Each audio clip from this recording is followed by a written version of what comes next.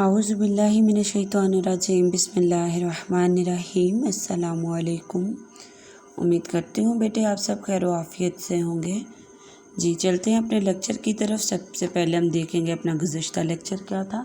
आज बेटा हमारा लेक्चर एक दिन के वक्फ़ा के बाद होने जा रहा है। जो हमारा गुज़श्ता लेक्चर था वो जुमेरात को था और जुमेरात के बाद जुमे का वक्फ़ा था और आज हफ्ते को हमारा ये लेक्चर होने जा रहा है एक दिन के वक्फ़ा के बाद। जो गुज़श्ता लेक्चर था उसमें हमने क्या पढ़ा था, उसमें हमने ये अपना जो जुज़ शुरू किया था वो था हमारा मश्की सवाल, तफसीली सवाल नंबर 2, जो कि होम इकोनॉमिक्स की तालीम पेशावराना ज़िंदगी में क्या अहमियत रखती है।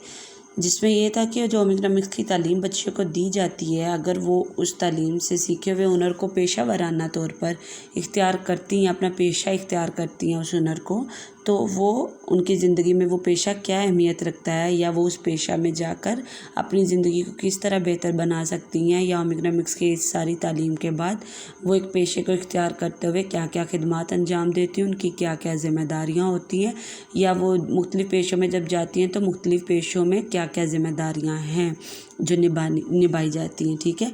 और वो जो पेशे हैं होम इकोनॉमिक्स की तालीम के बाद जो पेशा इख्तियार किया जाता है वो पेशा कितनी अहमियत रखता है और ज़िंदगी को किस तरह बेहतर बनाता है, ये सब चीज़ें थी।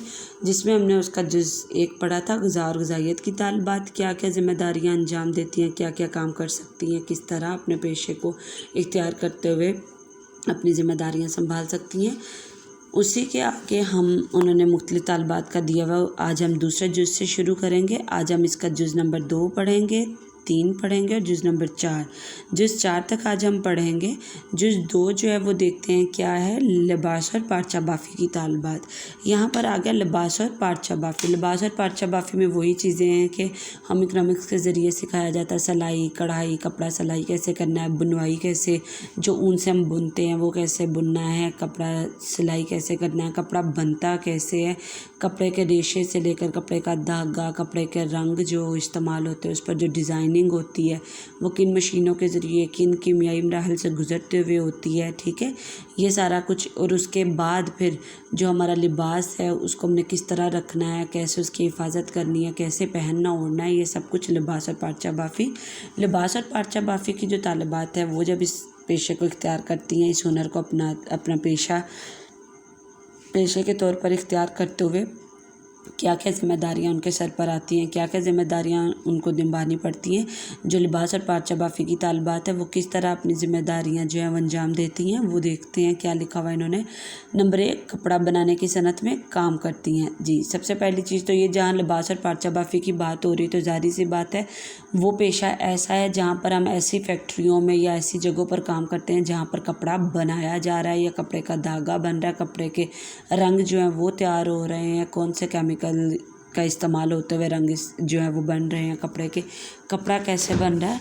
तो ये सब कुछ पहले सबसे पहली चीज़ होती है कि उन फैक्ट्रियों में या उस जगह पर काम करना है जहाँ कपड़ा बनाने की जो है सारी मशीनें हैं, कपड़े का रंग कैसे बनता है, कपड़े के धागे कैसे बनते हैं, कपड़ा किन मराहल से गुजरते हुए तैयार होता है। तो सबसे पहली चीज़ कि वो कपड़ा बनाने की सनत में काम करती हैं। दूसरा क्या है, मुख्तलिफ़ मलबूसात की डिज़ाइनिंग करके बुटीक का काम कर सकती हैं।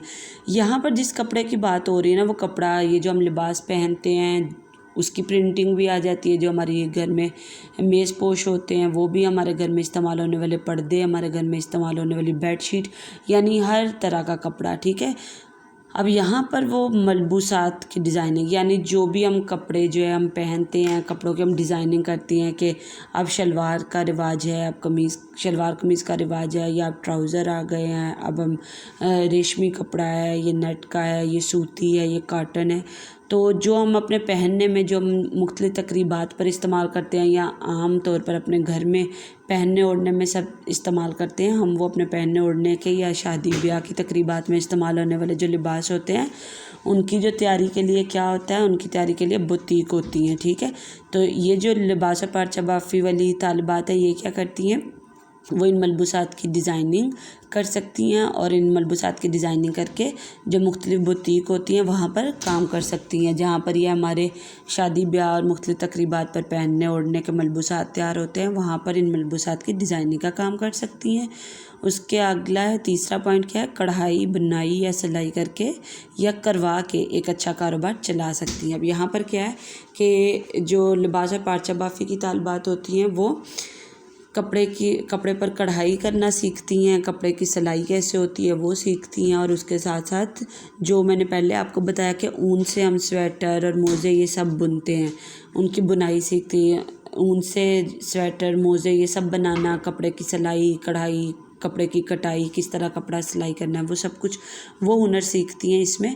تو پھر یہ ہنر سیکھنے کے بعد وہ خود کپڑے سلائی کر کے اپنا کمائی کر سکتی ہیں، یا پھر کچھ ایسی ہوتی ہیں جو تھوڑا بڑے لیول پر کام کرتی ہیں، وہ انہوں نے مزدور رکھے ہوتے ہیں، انہوں نے جو ہے کام کرنے والی رکھی ہوتی ہیں جو کہ مشینوں پر بیٹھ کر کپڑے سلائی کرتی ہیں، اور پھر وہ والے سلائی کیے ہوئے کپڑے جو ہے ان کو بیچنے کا کاروبار کر سکتی ہیں، ٹھیک ہے۔ آگے ہے انسانی نشوونما اور گھریلو عام کی طالبات۔ اب انسانی نشوونما کے ہمارے گھر میں جتنے بھی افراد ہیں ان کی دیکھ بھال کس طرح کرنی ہے، ان کی نشوونما کیسے ہونی ہے، کن مراحل سے گزرتے ہوئے ان کی نشوونما کس طرح ہمیں کرنی ہے، وہ سب اس میں ہم سیکھتے ہیں۔ تو یہ جو انسانی نشوونما اور گھریلو علوم کی طالبات ہے وہ کیا کر سکتی ہیں؟ نمبر 1، ماہرین نفسیات کے ساتھ بچوں کی نفسیات کے سلسلے میں کام کر سکتی ہیں۔ ماہرین نفسیات یعنی جو ہماری نفسیات کو سمجھنے میں ماہر ہوں، یعنی جو ہماری خواہشات، ہمارے اندر کی سوچ کو، جو ایسی سوچ جو آپ باہر ظاہر نہیں کر رہے، آپ کی سوچ کو جاننے کا ہنر جن کے پاس ہو ان کو کہا جاتا ہے ماہرین نفسیات۔ جو آپ کے نفسیات کو پڑھنا جانتے ہوں، جو آپ کی سائیکی سمجھتے ہوں، جو آپ کے نفسیات کو سمجھ کر آپ کے ساتھ چلنے والے ہوں، آپ کے مسئلے مسائل کو آپ کے اندر سے نکلوانا ان کا کام ہوتا ہے۔ آپ کی جو اندر سوچ ہے، آپ کیا سوچ رہے ہیں، آپ کو کس چیز کی پریشانی ہے یا کیا خوشی ہے، ان چیزوں کو جان لینے والے ماہرین نفسیات ہوتے ہیں۔ تو ماہرین نفسیات کے ساتھ مل کر یہ کیا کر سکتی ہیں؟ بچوں کی نفسیات کو، یعنی بچے کی سائیکی کیا ہے، بچہ کیا سوچتا ہے، بچہ کیسا سوچتا ہے، اس سلسلے میں یہ کام کر سکتی ہیں۔ اور اس سلسلے میں اکثر یہ کہاں پر کام کر سکتی ہیں؟ بچے کہاں پر جاتے ہیں؟ سب سے پہلے اداروں میں، اسکولوں میں جاتے ہیں۔ کسی بھی اسکول میں جو سب سے چھوٹا لیول ہوتا ہے ہمارے بچوں کا، نرسری، پریپ، پلے، یہ والے لیول پر ہمیں ضرورت پڑتی ہے کہ ان کے ساتھ کوئی نہ کوئی ایک ایسا پرسن ضرور ہو جو کہ ان کو پڑھنے پڑھانے کے علاوہ ان کی نفسیات کو سمجھ سکے، ان کو اپنے ساتھ لے کر چلنے والا ہو، ان کی اندر کیا چل رہا ہے، یہ کیسا سوچتے ہیں، یہ سب کچھ جان سکتا ہو۔ اور بچوں کے لیول پر آ کر ان کی سوچ کو سمجھنا یا یہ ان کے بارے میں جاننا ایک مشکل کام ہے، ٹھیک ہے۔ تو دوسرا یہاں پر وہی لکھا ہوا ہے، نرسری اسکول کی بہترین اساتذہ ثابت ہوتی ہیں۔ تو یہ جب اس لیول پر آ کر بچوں کے ساتھ یہ کام کرتی ہیں، بچوں کی سائیکی کو سمجھنے کی کوشش کرتی ہیں، بچے کو اپنے ساتھ لے کر چلتی ہیں، تو اس صورت پھر یہ وہاں پر ایک بہترین استانی ثابت ہوتی ہے۔ آگے ہے گھریلو انتظام کی طالبات۔ گھریلو انتظام میں اب گھر کے جو تمام معاملات ہیں ان کو دیکھ بھال کرنے والی جو ہیں وہ کیا کیا کر سکتی ہیں؟ گھریلو انتظام کو بہتر طریقے سے چلانے والی طالبات وہ کیا کیا کچھ کر سکتی ہیں؟ نمبر 1، پرانے فرنیچر میں جدت ہوتا ہے نیا کرنا، پرانے کو نیا کرنا، جدید سے یہ لفظ جدت، ٹھیک ہے۔ جدت کا معنی ہوتا ہے نیا، پرانے کو کہا جاتا ہے قدیم، ٹھیک ہے۔ تو پرانے کا یہ الٹ ہے جدت۔ پرانے فرنیچر میں جدت ہوتا ہے جدید سے یہ لفظ، یعنی نیا کرنا۔ پرانے فرنیچر میں جدت لا کر نئے ڈیزائن کے فرنیچر بنوا سکتی ہیں جو کہ کافی قیمتی ہوتے ہیں۔ یعنی یہ والی طالبات کیا کر سکتی ہیں؟ گھر میں جیسے ہمارا بہت پرانا فرنیچر ہے تو اسی فرنیچر کو ہم نے نیا کس طرح کروانا ہے، ہم اس کے پالش کا رنگ کس طرح چینج کروا سکتے ہیں، اس پر ہم کیا ڈیزائننگ کروا سکتے ہیں، وہ سب یہ کروا کر کیا کرتی ہیں؟ جو اپنا پرانا فرنیچر ہوتا ہے اس کو بہتر انداز میں ایک اچھی صورت میں پیش کر سکتی ہیں۔ اگلا ہے بڑے گھروں کی منتظم، یہ جو لفظ ہے نا منتظم، یعنی انتظام سے یہ لفظ منتظم، انتظام سے، تو یہاں پر کیا لفظ ہے؟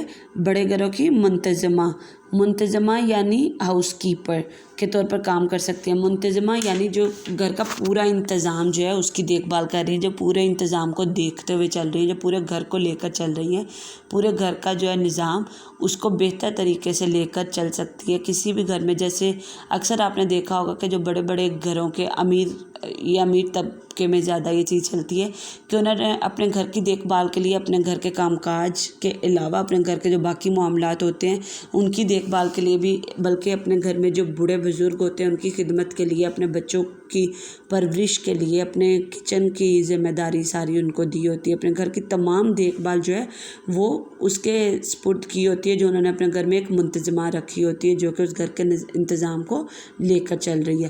تو یہ جو گھریلو انتظام والی طالبات ہوتی ہیں یہ کیا کر سکتی ہے؟ بڑے گھروں میں ایک ہاؤس کیپر کے طور پر کام کر سکتی ہیں۔ اگلا ہے، آج کل بڑے ہوٹلز میں بھی میزبان یا ہوسٹس کا کام وہی ہے جو گھریلو منتظمہ کا ہوتا ہے۔ جیسے گھر کی جو منتظمہ ہے، جو گھر کی ایک ہاؤس کیپر ہے، جو ایک گھر کے انتظام کو لے کر چل رہی ہے، گھر کی تمام ذمہ داریوں کی دیکھ بھال کر رہی ہے، جو گھر کی تمام ذمہ داریوں کو اپنے سر پر لے کر ایک پورا کنبہ لے کر چل رہی ہے، اس کنبے کے ہر فرد کی نشوونما کا خیال رکھتے ہوئے اس کنبے کے ہر فرد کی تمام ضروریات کا خیال وہی رکھتی ہے، وہی ایک گھر کو چلا رہی ہے، تو وہ ہوٹلز میں بھی یہ کام کر سکتی ہے۔ آج کل بڑے بڑے جو ہوٹلز ہیں وہاں پر بھی اگر آپ دیکھیں تو ایک ایسی ہوسٹس ہوتی ہے جو اس ہوٹل کے پورے نظام کو، جو اس ہوٹل کی تمام جو معاملات ہوتے ہیں ان کو دیکھ پرکھ رہی ہوتی ہے، تو یہ بڑے بڑے ہوٹلوں میں بھی کام کر سکتی ہیں۔ آگے گھروں کی سجاوٹ کا کام بھی آج کل کافی اہمیت کا حامل ہے، یعنی یہ جو بچیاں ہیں جو گھریلو انتظام کی طالبات ہیں وہ کیا کر سکتی ہیں؟ بڑے بڑے گھروں میں کسی نہ کسی موقع پر سجاوٹ کی ضرورت جب پڑے، جیسے کوئی سالگرہ کا موقع ہے، کوئی شادی بیاہ کی تقریبات ہیں، کوئی بھی تقریب ہے، وہاں پر جیسے سجاوٹ کی ضرورت ہو تو وہاں پر گھروں کی سجاوٹ کے لیے جا سکتی ہیں۔ یا اس کے علاوہ بھی گھریلو سجاوٹ میں اور بھی بہت کچھ آ جاتا ہے، جیسے آپ کسی شادی بیاہ کی تقریب کے علاوہ بھی جو بڑے بڑے گھر ہیں وہاں پر ان کی سجاوٹ کے لیے باقاعدہ طور پر بلایا جاتا ہے کہ وہ آ کر گھر کو سجائیں، یا گھر کے جو بھی دیواریں کیسے خوبصورت بنانی ہے، گھر میں کس طرح سجاوٹ کرنی ہے، کون سی سجاوٹی اشیاء رکھنی ہے، تو یہ سارا کچھ بھی یہ گھریلو انتظام والی طالبات کر سکتی ہیں۔ ٹھیک ہے، یہ ہم نے آج 3 چیزیں پڑھی: لباس اور پارچہ بافی کی طالبات کی ذمہ داریاں، انسانی نشوونما اور گھریلو علوم کی طالبات کی، اور گھریلو انتظام کی طالبات کی۔ تو یہ جو تینوں جز ہم نے پڑھے ہیں یہ تینوں آپ نے یاد بھی کرنے ہیں اور لکھنے بھی نہیں ہیں آپ نے، ٹھیک ہے، صرف آپ نے کتاب سے ان کو یاد کرنا ہے، ٹھیک ہے بیٹے۔